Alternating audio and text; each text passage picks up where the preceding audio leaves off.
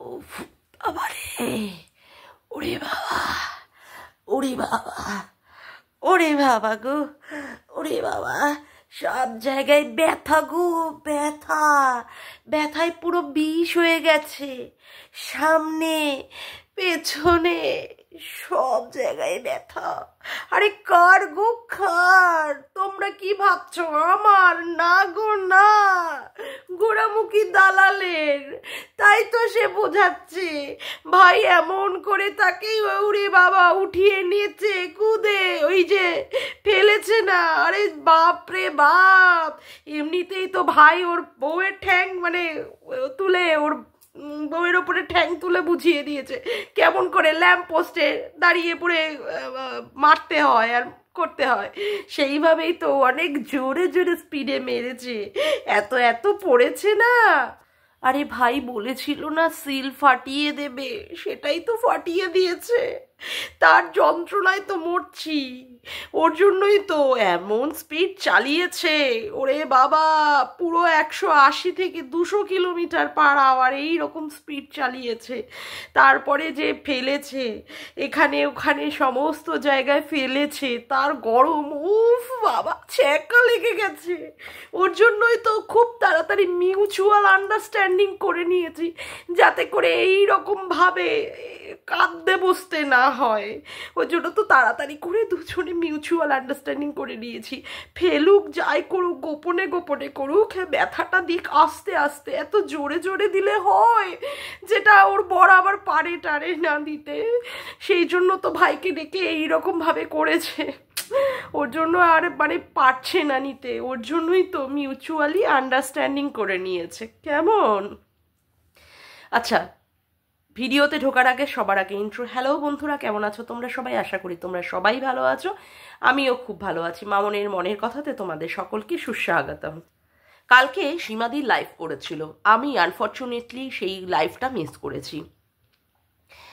সেখানে হয়তো সীমাদি তার মনের দুঃখের কষ্ট কথা কিছুটা তুলে ধরেছে, যেখানে সন্দীপের সাথে তার একটা মানে কি বলবো, একটু মন কষাকষি বা মনোমালিন্যটা ধরা পড়েছে। সেটাকে নিয়ে আজকে বাজারে কন্টেন্ট করতে বসে গেছে কে? ঘোড়ামুখী দালাল ভাই। সীমাদি তো সন্দীপের কপালে ভাই দিয়ে ফোঁটা দিয়েছিল, ভাই বলে, ভাইয়ের কপালে দিলাম ফোঁটা, জমদুয়ারে পড়লো কাটা, এইভাবে ভাইকে ফোঁটা দিয়েছিল। সেইখানে আজকে ভাইয়ের সাথে দিদির ঝামেলা হয়েছে, ভাইয়ের সাথে দিদির ঝামেলা হয়েছে। ভাই তার নিজের দিদির কথা তুলে সীমাদিকে কিছু কথা শুনিয়েছে, সেটাকে নিয়ে মজা এবং উল্লাস করছে কে? ঘোড়ামুখী দালাল। কত কথা বলছে, তা প্রত্যেকটা কথার তো জবাব অবশ্যই দিতে হবে, তাই না? দেখ, তোকে একটা পরিষ্কার কথা বলি, এই যে সীমাদি আর সন্দীপের মধ্যে যে একটা মানে মিসআন্ডারস্ট্যান্ডিং হচ্ছে বা একটা মনোমালিন্য হচ্ছে বা হয়েছে, এটা তুই জেনে রেখে দে, এটা শুধু একটা লোক দেখানো মনোমালিন্য। হ্যাঁ, যদি বলিস নাটক ভিউজের জন্য, হতেই পারে, হতেই পারে। শোন, ভেতরে ভেতরে সীমাদির সাথে সন্দীপের সম্পর্কটা ভালোই আছে। আর যদিও বা তর্কের খাতিরে ধরে নি সীমাদিকে সন্দীপ মানে তার জীবন থেকে দূর করে দিয়েছে, যদিও বা তর্কের খাতিরে ধরে নি, কিন্তু যাকে ভাই ডাকা হয় আর যাকে যে ভাই দিদি ডাকে, কোনোদিন কখনো দেখতে পেরেছিস সেই ভাই দিদির নাম করে ডেকে ওই রকম ভাবে মানে কোনো টেবিলের উপরে দাঁড়িয়ে নেচে কুদে এইভাবে তোর মুখে ফেললাম, চোখে ফেললাম, নাকে ফেললাম, অমুক অমুক জায়গায় ফেললাম, যদি বা একটা বাচ্চা হয়, কোনোদিন দেখেছিস?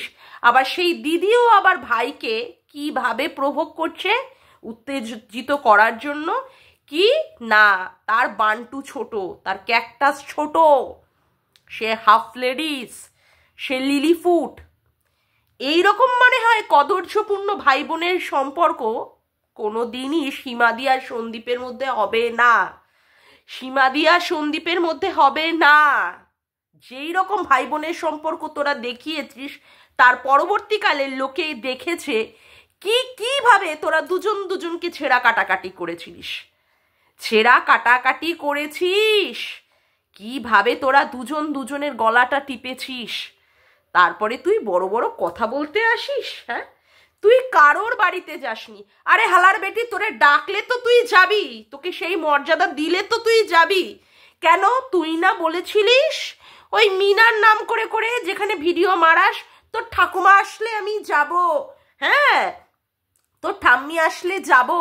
তারপরে তুই না তোর ওই যে দক্ষিণেশ্বরের মিটআপে তাকে ডেকেছিলিস, সে না তোকে এই চুল দিয়েও পাত্তা দেয় না, চুল দিয়েও পাত্তা দেয় না। কেমন তুই যখন ভিক্ষার নামে টাকা দিয়ে চেয়েছিলিস, তোরে একটা টাকা দিয়েও তোকে সাহায্য করেনি, একটা টাকা দিয়েও তোকে সাহায্য করেনি। কেমন মানে কি বলবো, তুই কি করতে যাস বলতো? তুই যাস কারোর সান্নিধ্যে যেতে চাস, মানে বড় বড় ব্লগারদের তাদের পা চাটতে যাস, তাদের পেছন চাটতে যাস, তাদের জাঙ্গিয়ার মধ্যে মুখ ঢুকে ফেলিস, কিন্তু তারপরেও তারা তোরে পাত্তা দেয় না, তারপরেও তোকে তারা ছাটমাল হিসাবে রেখে দেয়। তোকে বলে তুই নাকি লোকের মাথায় কাঁঠাল ভেঙে খাস, তোকে বলে তুই লোকের মাথায় কাঁঠাল ভেঙে খাস, তোকে তাদের জীবনের সমস্ত গুরুত্বপূর্ণ অংশ থেকে তোকে বাদ দিয়ে রাখে। তোর মতো দালালের সাথে তারা সম্পর্কে জড়াতে চায় না। কারণ কি বলতো, তুই যার ঘরেই ঢুকবি ছুঁচ হয়ে ঢুকবি, ফাল হয়ে বেরোবি। সেখানটায় তুই তাদের জীবনে কি কি ধ্বংস করে দিতে পারিস, হ্যাঁ, যে সম্পর্কটা বা যে মানে সংসারটা তারা মনের মধ্যে করবে বলে বেরিয়েছে, সেখানে পুরো তছনছ তছনছ করে দিবি।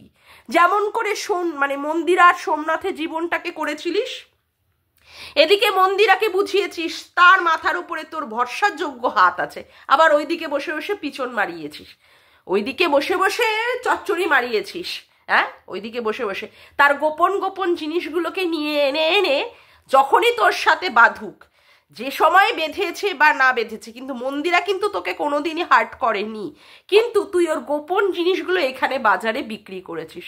তারপরেও তোর মতো মহিলাকে, তোর মতো ডাইনিকে কেউ বিশ্বাস করবে? তার বাড়িতে কেউ ঢোকাবে? তুই তো লোকের বাড়িতে ঢুকতেই পারিসনি, তুই আবার যাবি কোথা থেকে? কেউ ডাকলে না যাবি। এবার বলবি মন্দিরা সোমনাথ ডেকেছে, মন্দিরা সোমনাথ তোকে এমনি এমনি ডাকিনি, তোকে ওই কেসের ব্যাপারে ডেকেছে, যে তোর ওরা কেসটা তুলে নেবে, তোকে মাংস ঢিপিয়ে দিবে, তুই আর মন্দিরাকে সাতছিনালি হাজার ভাতারি, তারপরে সোমনাথকে নিয়ে ও কি কুড়ে অকর্মণ্য অপদার্থ, ঠিক আছে, ওর মা বাবাকে নিয়ে, সোমনাথের মা বাবাকে নিয়ে, সোমনাথের বোনকে নিয়ে আর বলতে পারবি না। দেখিসনি গেছিলিস, সোমনাথ কেমনভাবে তোর সাথে সুস্বাগতম করেছ, তোর মুখের দিকেও তাকায়নি, ক্যামেরার মধ্যে কোনো জায়গায় তুই দেখাতে পারিসনি তোকে সেই রকমভাবে সুস্বাগতম করছে। এমনকি মন্দিরের ননদটাও পর্যন্ত তোর দিকে সেইভাবে তাকায়নি, কথাও বলেনি। আর কি করে তোকে বিশ্বাস করবে বলতো লোকে, যার কোনো গোপন কথা তুই সেখানে ওয়াইটির বাজারে গোপনই রাখতে পারিস না, হ্যাঁ গোপনই রাখতে পারিস না। যখনই তোর সাথে এরকম ছোলাছুলির কেস চলে, তুই সবগুলো উগলে দিস। তাহলে তোকে কি করে মানুষ তার বাড়িতে ডাকবে? এইগুলো তো লোকে তোর থেকে এই সমস্ত দেখে দেখে তো অভিজ্ঞতা অর্জন করে নিয়েছে। যেমন করে তুই মন্দিরাকে ছোলা ছুলেছিস, মন্দিরার গোপন গোপন জিনিসগুলোকে কবে কবে হুলের সাথে মিট করেছে, কিভাবে মিট করেছে, তারপরে ওর কল রেকর্ডিংগুলো দেখিয়ে দিয়েছিস। শুধু তাই, তুই ভাঙাটিনের দাদা যে ভাঙাটিনকে মেরেছে, এই ঘটনা কখনো ভাঙাটিন কিন্তু তার ভিডিওতে রিভিল করেনি, এবং ওর মা বাবাও কখনো করেনি, কারণ তখন ওর মা বাবার চ্যানেলই ছিল না। তুই সেটা গোপন রাখতেই পারিসনি, তুই সাথে সাথে এসে ওয়াইটিতে বিক্রি করেছিস। তারপরেও লোকে তোকে বিশ্বাস করবে? তুই যতই বলেছিস যে তোর ঠাম্মি আসুক, আমাকে বাড়িতে ডাকবি, আমি যাব, অমুক করবো তমুক করবো, তোর মতো কে হিনালকে ডাকবে? তোর মতো হিনালকে ডাকবে? তো সেই গ্রহণযোগ্যতাই নেই, তুই কোনো গোপন জিনিস গোপনই রাখতে পারিস না। এই ভাইয়ের সাথে কত গোপনে গোপনে তুই তোর পিরিয়ডসের ডেটের কথা বলেছিস, তোর ভাই তার বউয়ের পিরিয়ডসের ডেটের কথা বলেছিস। যখনই লেগে গেল, যখনই তোদের মধ্যে লেগে গেল অমনি আগুন, সাথে সাথে তুই বলে দিলি তোর ভাইয়ের গোপন কথা। কি না, কোনো ভিউয়ার্স তার বউকে 10,000 টাকা গিফট করেছে, কেন? ওয়াশিং মেশিন কেনার জন্য। কবে কবে তোর ভাইয়ের বউয়ের পিরিয়ডস হয়, কি কিতে প্রবলেম আছে, তোর আবার কিসে কিসে প্রবলেম আছে, সেখানে তুই দুপুর 12টার সময় তোর ভাগনাকে ডাকিস, মানে এইরকম ভাবে তুইও তার গোপন গোপন কথাটা পাবলিক করেছিস, সেও তোর গোপন গোপন কথাগুলো পাবলিক করেছে। এমন ভাই বোনের সম্পর্ক, এমন ভাই বোনের সম্পর্ক যেখানে তুই উজ্জ্বলের বান্টুতে বসবি, তার রডে বসে চাপ দিবি, দাঁড়ায় কি না সে ঠেলবে আর তুই দিল্লি পৌঁছে যাবি, এই রকম গোপন গোপন জিনিসগুলো সেও রিভিল করে দিয়েছে। আবার তুইও সুন্দরভাবে বলে দিয়েছিস ওর বউকে নিয়ে ও হোটেলে খেপ খাটতে যায়, কোথায় কোথায় খেপ খাটে, কিভাবে খেপ খাটে, ও হাফ লেডিস, হ্যাঁ, ও মরকট, এইসবগুলো তোরাই করেছিস। তা তোদের মতো কি এই রকম ভাই বোনের সম্পর্ক তৈরি হয়েছে মানে সীমাদি আর মানে ইসের মধ্যে, সন্দীপের মধ্যে? একটা নোংরা বেবুষ্যে চরিত্রহীনা মহিলা কোথাকারে, হ্যাঁ, যার বর থাকতে সে কিনা মন্দিরার কাছে বলে তারও এরকম 5-6 বছর পুরুষের আন্টু বান্টু শান্টুর দিকে নজর। আবার মন্দিরাকেও বলতে হয়েছে দীপ ভাই তুই আমার বরের সাথে প্রেম কর, মারে ঝাটার বাড়ি অমন প্রেমের কপালে দুশ্চরিত্রা মহিলা কোথাকারে। আবার ডায়লগ বাজি, শালা শেওড়া গাছের শাকচুন্নি, হ্যাঁ, শেওড়া গাছের শাকচুন্নি, তোমার ভূত না একদম মানে ঝেঁটিয়ে তোমার ভূত একদম ভাগিয়ে দেওয়া উচিত। ঝাঁটানো মানে কি মুখের ভাষার এমন দিয়ে, হ্যাঁ, জানোয়ার মেয়ে ছেলে। তুই আজকে একটা কথা বল, তুই আজকে মানে মানে সীমাদি আর সন্দীপের কথা বলছিস, তুই যাকে এত গলার মালা করেছিলিস তোর বান্ধবী ললিতা, তার সঙ্গে তুই সম্পর্কটাকে ঠিকঠাক মতো বজায় রাখতে পারলি না কেন?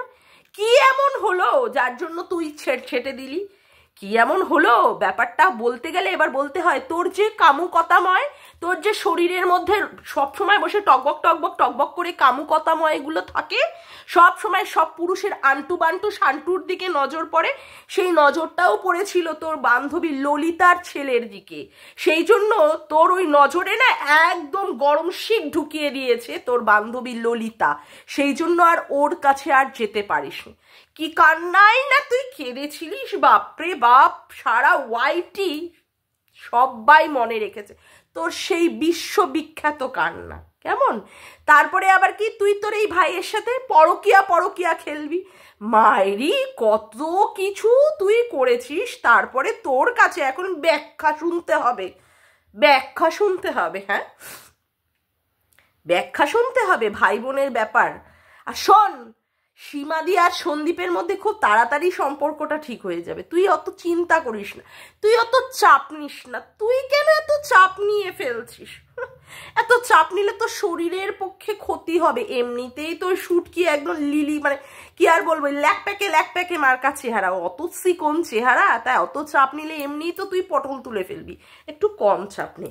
এইবার আসি বাবা ঝনু মনু কনু গনু তোর ওখানে এসে কমেন্ট করছে, দেখ মানে ঠিক লোকের কাছে এসে ঠিক লোকে এসে কমেন্ট করে, যারা শালাক মানে কি আর বলবো, মানে ওই নোংরা বৃত্তি করে, যারা একদম ওই সমস্ত নোংরা কাজের সাথে লিপ্ত থাকে, সব দুশ্চরিত্র পুরুষ আর মহিলাগুলো ঠিক বেছে বেছে খুঁজে খুঁজে তোর ওখানে গিয়েই কমেন্ট করে। তুই আবার বলছিস কি হিংসার ড্যাশ মারি 108 বার হিংসা, চুলের হিংসা, কিসের হিংসা? ওই মনু ঝনুকে নিয়ে তুই বসে বসে ঢুকিয়ে রেখে দে, কেমন ঢুকিয়ে রেখে দে তুই তোর নিজের জায়গায়। হিংসার ড্যাশ মেরেছে 108 বার, সালা দেখ যখনই যে মানে নোংরামি পানা করে ঠিক এসে তোর ওখানটায় বসে কমেন্ট করবে, তোর সাথে যোগাযোগ করে। তার মানে কি বলতো, রতনে রতন চেনে। তুই যে একটা দুশ্চরিত্রা মহিলা, তোর শরীরের মধ্যে যে এই রকমের মানে কি আর বলবো চরিত্রের দিক দিয়ে নোংরামি রয়েছে, তুই দেখাস, তুই একদম সত্যিই সাধ্বী নারী, তুই সত্যিই সাধ্বী নারী, তুই বরকে বিশাল পরিমাণে যত্ন করিস। সেই সব যত্নের নমুনা তো তোর ওই কি বলে ব্লগ ভিডিওতেই দেখি, কিভাবে বরটাকে দিয়ে তোর জামা কাপড় কাচাস, তোর পিরিয়ডসের প্যান্ট কাচাস, কিভাবে কাচাস না? বরটা খাবে, সেই বাইরে থেকে পরোটা কিনে নিয়ে আসে, সেই পরোটা খাওয়ার জন্য তার পাতে একটা প্লেটও জোটে না, বর চা চাইলে সেই কি মুখ, বাপরে বাপ, ইস, যার বাড়িতেই থাকছিস, যারটাই খাচ্ছিস আবার তাকেই মুখ করছিস, আর তার বাবা মাকে তো দুধ ছাই করে একদম দূরে সরিয়ে রেখে দিয়েছিস। কি সাহস তোর, কি আস্পর্ধা, বলিহারি মায়েরি। আসলে তোর বরের মতো ওরকম ভেরু বর যে কপালে জুটেছে তোর, তাহলে তো তোর আস্পর্ধাটা তো বাড়বেই। সেই রকম রাফ অ্যান্ড টাফ ছেলে হলো তোর মুখে মানে লাথি মেরে তোকে তাড়িয়ে দিত, লাথি মেরে। তোর বরেরটা তো স্পাইন নেই, আসলে ওই যে বলেছে না মন্দিরা, তোর বরেরটা তো দাঁড়াই না। এই জন্যই তুই সব পুরুষের বান্টু খুঁজতে যাস, কাঠটা দাঁড়ায়, কাঠটা মোটা, কাঠটা সরু, কাঠটা চিকন, কাঠটা বড়, কাঠটা ছোট, এইরকম করে খুঁজতে বেশ। মন্দিরা তো একদম ভালো বুঝেছে, কারণ মন্দিরার সাথেই তো তোর ওই সোনা বনু, সোনা দিদির সম্পর্কটা চলেছিল না। হ্যাঁ, সেই জন্যই সে জানে। আর এখন তুই কি বলছিস মুবালি সম্পর্ক? আরে মারি না মারি, এরকম মুবালি সম্পর্ক তৈরি করতে গেছিলিস তোর বান্ধবীর ছেলের সাথে, সেখানে লিখেছিলিস মিস ইউ। আবার ওই যে যারে ভাই মারিয়েছিস তাকে বলেছিলিস তোমাকে একটু চুমু খেতে চাই, এইরকম মুবালি সম্পর্ক ছিল নাকি? নাকি ওই যে বিয়ের আগে যেই মানে বিবাহিত পুরুষটার প্রতি তোর আবার নজর ছিল, তোর নজর ছিল সেই মুবালি সম্পর্কের কথা বলেছিস না? হ্যাঁ, সত্যি মাইরি, তুই কি রকমের ব্যাটা সাটা ভাবা যায়। মানে বান্ধবীর ছেলেকেও তুই ছাড়িসনি, সন্তান সম, তারপরে ভাগনাও হয় সন্তান সম, তাদেরকেও পর্যন্ত তুই ছাড়িসনি। তুই সবার আন্টু বান্টুর দিকে তোর নজর। আর এসে বুঝতে পারি, তোর দুঃখের কথা বুঝতে পারি, তোর বরেরটা দাঁড়ায় না, তাই জন্যই তো তোর এত দুঃখ, এত কষ্ট। তোর বরের টাকায় জলও গরম হয় না, তোর বরেরটা আবার দাঁড়ায় না, যেটা কিনা মন্দিরা সোমনাথ বলে দিয়েছে। সেই জন্যই তুই এই ধরনের কাজ করিস। এখন তো মনু ঝনুকে পেয়ে গেছিস, তোমরা আবার হিংসা করো না, দুই তরফেই হিংসা। ওরা আমাকে কি করছে, ওই বৌদি আমার কথার উত্তর দিচ্ছে, রিপ্লাই করছে মান কি বাত বলে, আর এখানটা এই মনু ঝনু এসে আমাকে এখানে কমেন্ট করছে। প্লিজ তোমরা কিন্তু হিংসা করো না। হ্যাঁ, তোমার ওখানেই কমেন্টটা করবে, বুঝে গেছে তো লোক, ঠিকঠাক বুঝে গেছে তুমি কি চরিত্রের মহিলা, তুমি যে নোংরা চরিত্রের দুশ্চরিত্রের মহিলা, ঠিকঠাক লোকে ঠিকঠাক ভাবে বুঝে গেছে। আর শোন, ঠাকুর ঘরে কে, কলা তো আমি খাইনি। হ্যাঁ, কলা তো তুমি খাওনি, মানে কি বলতো, চোরের মন না পুলিশ পুলিশ করতে থাকে, তোর অবস্থাটা হচ্ছে তাই। কেমন? শোন, একটা কথা বলি, তুই মানে এই সীমাদি আর সন্দীপের এই সম্পর্কটাকে যদি নোংরার মধ্যে নামানোর চেষ্টা করিস না, তো এমন ছোলা ছুলবো, তোর গলার টুটি টিপে ধরবো মুখের ভাষা দিয়ে, এমন এমন বলবো না, মানে কি আর বলবো, তোর কান দিয়ে নাক দিয়ে সমস্ত জায়গা দিয়ে রক্ত বার করে দেবো, বুঝতে পারছিস? আর শোন, এই সম্পর্কটা হচ্ছে পবিত্র সম্পর্ক, আবার সম্পর্কটা জুড়ে যাবে, আবার সম্পর্কটা জুড়ে যাবে, তুই অত চাপ নিস না, বুঝতে পারলি? এখন মনু ঝনু আছে, মনু ঝনুরটা নিয়ে তুই এখন খুশি থাক, তুই এখন খুশি থাক। আর এই যে বললি সবাই এখন আমাকে মনু ঝনুকে নিয়ে বলবে যে আমি মনু ঝনুর সাথে সম্পর্ক, তুই হালার বেটি ছেলের সাথে তার মানে কি আর বলবো, শ্বশুরের সাথে ছেলের বউকে, শাশুড়ির সাথে জামাইকে, তারপরে হচ্ছে রিম্পাকে 6 দিনে 6টা পুরুষ ঢুকিয়ে দিয়েছিলিস, রিম্পার বরকে 6 দিনে 6টা মহিলা ঢুকিয়ে দিয়েছিলিস। তারপরে তুই কণিকাকে ওর পাশের ঘরে ওর ভাসুরের সাথে যৌবনের এডিট করতে দেখেছিলিস। তা তুই যদি এই সমস্ত দিকে মাহি হোস, তাহলে তোকে লোকে ছাড়বে কেন বল? তুই এত এত কথা এর ওর সম্পর্কে অ্যালিগেশন আনবি, তোকে লোকে ছেড়ে দেবে? যা দুষ্টু কোথাকারে, যা গিয়ে। আজকের মতো ভিডিওটা আমি এখানেই শেষ করলাম। আমার ভিডিওটা যদি তোমাদের ভালো লেগে থাকে তবে অবশ্যই একটি লাইক করো, কমেন্ট করো, শেয়ার করো, আর চ্যানেলটিকে বেশি বেশি করে সাবস্ক্রাইব করে রেখো, আর অল নোটিফিকেশান বেলটিকেও অন করে রেখো এরকম নতুন নতুন ভিডিও পাওয়ার জন্য। আজকের মতো আসি বন্ধুরা, আবার দেখা হচ্ছে একটি নতুন ভিডিওতে। Bye, tata.